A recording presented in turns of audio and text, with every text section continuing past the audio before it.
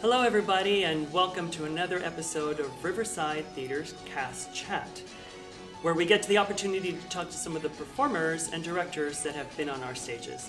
Today, we are thrilled to have live and in person in the studio Jonas Cohen. Hi, Jonas. Great to see you, Oscar. Great to have you here. I said to you when I pulled up in the car, this is the first time I've been, back to this theater, but it's the first time I've been to any theater in just over a year, so it's a thrill. Well, what a privilege that we're... And we get to do this live Yes, as opposed live. to Zooming, so that's progress. That's progress. Progress. We're moving closer and closer to all being together again. Well, it's great that you're here because you are one of the great performers who've not only been in the very popular Mamma Mia and Lost in Yonkers on stage, but you also know the other part of the operation of Riverside Theatre, and that's the education part, where you have participated in our adult theater appreciation courses.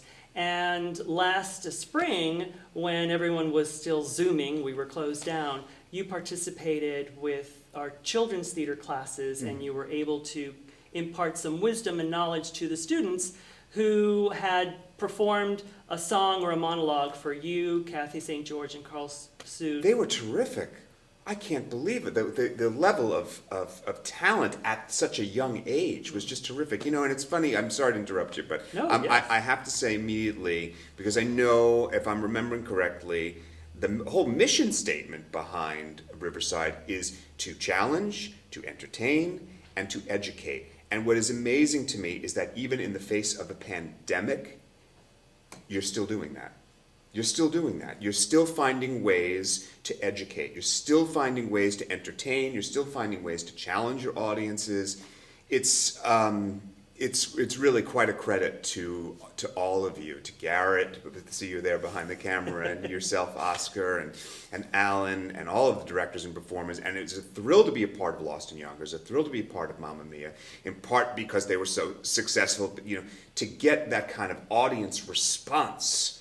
You know, I mean, I'm sure remember at the end of Mamma Mia, and for the audiences who were kind enough to come and see us, the end of that show was a rock concert. People stood up. How many? Is it 500, 400 seats? Over almost 700. Almost Not quite, 700 but seats. almost. 700 people, all standing, and you know, and young and old, all standing and dancing and singing the songs of ABBA from Mamma Mia. It was just like nothing else. And it was at every performance. Every performance. It is the third most popular show, attendance-wise, in the theater's 48-year history. That's astounding. You were one of the supposed dads. Supposed dads, right. Yeah. And so how did it feel to be in such a huge hit? It was something I always wanted to do. I've been in a lot of what they call straight plays, you know, and I don't get to do musicals quite as often as I might like to do. It's just how, you know, the universe has unfolded. But I've always wanted to be in a big, splashy, successful musical like Phantom of the Opera or Les Mis, Mamma Mia. Wow. Just terrific, just terrific. You know, I have a dear friend who's Greek, and she's told me many times, you know, they go out and she's visited the island where they filmed the movie version of Mamma Mia. And as the boat gets closer and closer to the island, they start playing Dancing Queen and whatnot, and people start to dance and cry. It moves people. It's not such a deep show, but it resonates for people, and it really entertains people. And It's entertaining, and the music is lively and fun, and so that's the whole point of a big splashy musical, is for the audience to have a good time. Absolutely, absolutely. You know, one of your supporters, and I think volunteers, Carolyn Robinson, you know, I saw her, I was here doing Lost in Yonkers the following year, I can't keep straight the time, but she said, you know, I really loved Mamma Mia. I really like those musicals. She said to me, I'm not sure about Lost in Yonkers. I'm not sure if I will, how I'll feel about it. And I said to her, well, don't worry, it's Neil Simon, and it's a comedy, but you might feel something. You might get a little I forget the term. I think it's in Yiddish we say a stach in hearts, a kick in your Verklempt. heart. Yes, verklempt is probably a term that more people know. You'll feel a little verklempt, and that'll be okay. And she saw it, and she loved that too. So she's part of both your supporters and your audiences that helped to make both of those productions, I think, pretty successful. At least from my side of the stage, just such a fun time. Such a fun time. Well, Alan Cornell, who's our producing artistic director, chooses the shows that go on stage. And unfortunately, when Neil Simon passed away, he wanted to showcase one of his shows as a tribute. So Lost in Yonkers was the one that he chose, which, again, was possibly the most popular play we've done on that stage, which you were part of. So amazing, so amazing. I think that must be a tribute to the story. I think it must be a tribute to the production value. You know, the first time I came here, I remember we had just started rehearsals for Mamma Mia, and I went to see Gypsy, which was the production that was performing right before we moved into the theater. And I was struck immediately by the production values. I remember coming into audition for Riverside Theatre, and there is a long history, 48 years apparently. It is regarded, all of the other folks who you've interviewed have said this, and it's very true. Riverside Theatre is very highly regarded as a top-notch regional theater, and for very good reason. So it was such a thrill just to come to be a part of something like that, and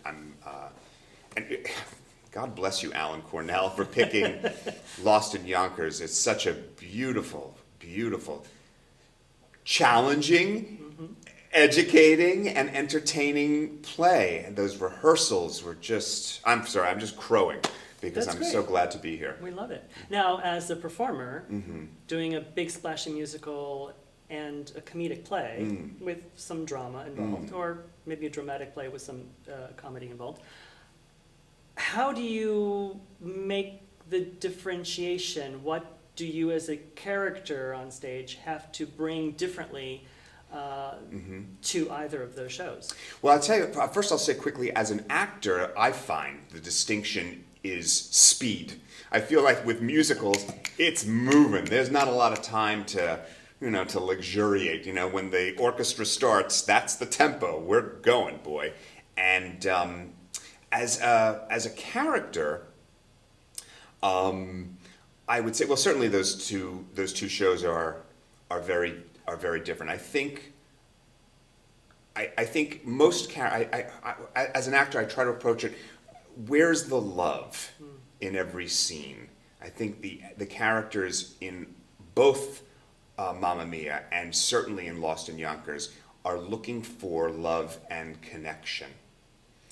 Gosh, it's so apropos, isn't it? We want that so desperately right now. I got to tell you, I as I said to you before we started taping, I watched the other folks who you interviewed, and I thought to myself, I was thinking, trying to think about what questions you might ask me, and I thought one of the things I thought was, it's interesting how when everything closed down, the first thing everybody turned to was entertainment. We went on Netflix, we went on Hulu, we went on Amazon Prime. We looked for theater events that were streaming and whatnot. We wanted connection, and stories like the story behind Mamma Mia, the story behind Lost in Yonkers, for those characters is about connection. So, anyway, that's a long way around, but to get back to your question, the distinction is really, I guess, I don't know, it's very similar. It's just finding, as a character, where's the love? Where's the love? Because I think audiences really respond to that. Well, I'm sure you felt the love from the audience. Oh my gosh, in when both 700 shows. people are like, woo, Mamma Mia! Absolutely. And we had such a terrific response to Lost in Yonkers. That was just so gratifying. Because again, as you know, sometimes plays can be a harder sell than musicals. Carolyn Robinson, sorry Carolyn, I've outed you, but Carolyn is a perfect example. She said to me very openly, I really love the musicals. I'm a little concerned with with how I'm going to feel about this play. But we got such a terrific response. So, I think that's a tribute to the production values. I think it's a tribute to the kinds of things that Alan chooses. I think it's a tribute to the kinds of people like DJ, like Chris Clavelli, like Richard Stafford, these directors who you bring back year after year after year because of or James and Kristen Beth. The audiences love them because their hearts are out there. All of you, your hearts are out there. I'm so thrilled to be back here, even just to talk to you, because your hearts are out there. That's a risky thing to do, Oscar. You put your heart out there. That's a risky thing. Good for you for doing it. Thank you for doing it. Because you create a world and a village and a possibility where we can put our hearts out there. When the women, the lovely ladies come and during the tech rehearsals and provide dinner for everyone, they've put their hearts out there. When we're invited into the homes of the supporters and the patrons, they're putting their hearts out there. It's astonishing to me. For 48 years. Blessed. Thank you. Yeah. Thank you. Sorry, I'm going on and on. Starting with Alan Cornell and John Moses and the whole team. Oh, John. Oh, my goodness, we just love what we do. Now, what was your most recent project? I know that like many people, there was downtime, but you were just in something that many people would probably want to watch. Yeah, there's a TV show on CBS All Access called The Good Fight, which is a spin-off of the very popular TV show The Good Wife. And it stars Christine Baranski, and this season will also star Mandy Patinkin, and I had a small role in an episode of The Good Fight. Just a couple of weeks ago, and I think the whole season, I believe they're up to season 5 on The Good Fight. I believe it drops on CBS All Access this winter, probably just before, hopefully, God willing, Riverside will reopen as well for theater performances. So, Jonas, thank you so much for coming in live in person. Yes, I'm so glad to be here. And sharing some of those great memories and sharing your heart with us. Thank you for choosing me, because you have so many wonderful, wonderful performers and designers and directors who have worked time and time again from production to production to production. Some who've been here, certainly like DJ, 20 years, or Richard. People have been here a lot longer than I have. So to be included, thank you so much. Thank you. We appreciate you very much. Thank you, everyone, for coming and sharing another episode with us, and we'll see you next time.